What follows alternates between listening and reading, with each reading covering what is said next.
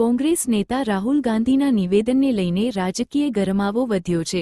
સાંસદ પૂનમબેન માડમે રાહુલ ગાંધીના નિવેદન અને વર્તણૂક પર આકરી પ્રતિક્રિયા આપતા તેને શરમજનક અને નિમ્ન સ્તરનું ગણાવ્યું છે।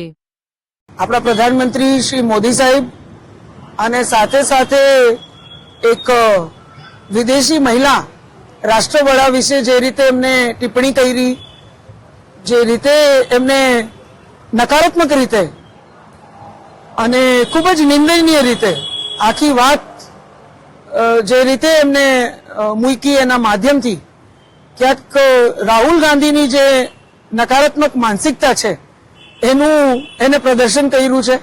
એક નેતા પ્રતિપક્ષ પાસેથી આપણે આ પ્રકારના વર્તન, આ પ્રકારની વાતની અપેક્ષા પણ ના રાખતા હોય।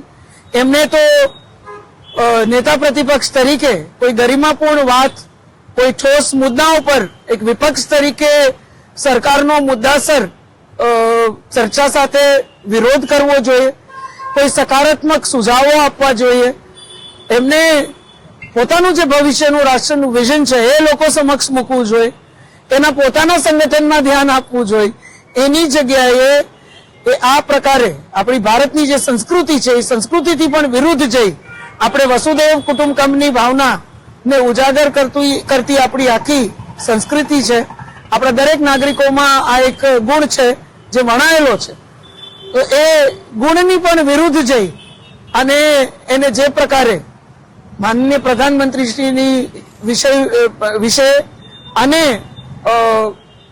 એક વિદેશી રાષ્ટ્રના મહિલા વડાની વિશે જે રીતે વાત કરી છે એ ખૂબ જ અશોભનીય છે। અને આપણે કોઈ નેતા પ્રતિપક્ષ પાસેથી તો આ પ્રકારની આ સ્તરની, આટલી નિમ્ન સ્તરની વાત, આ નિમ્ન સ્તરનું જે રાજકારણી કરે છે એવી અપેક્ષા પણ ના રાખતા હોય। આપણે ગરિમાપૂર્ણ ચર્ચા, વિરોધ આ બધાની સ્વાભાવિક રીતે વિપક્ષ તરીકે અપેક્ષા હોય, પણ જે સ્તરે હવે કોંગ્રેસ પાર્ટી અને રાહુલ ગાંધી જઈ રહ્યા છે એ ખૂબ જ નિંદનીય છે, શર્મજનક છે।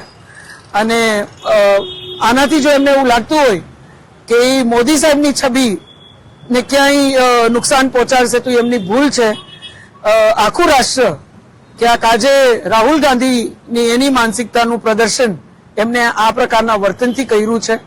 અને આ પ્રકારનું વર્તન ભારતમાં અને આપણે ભારતીય સંસ્કૃતિમાં ગર્વ લેતા આપણા નાગરિકો કોઈ દિવસ સહી નહીં લે, ને આ ખૂબ જ નિંદનીય છે।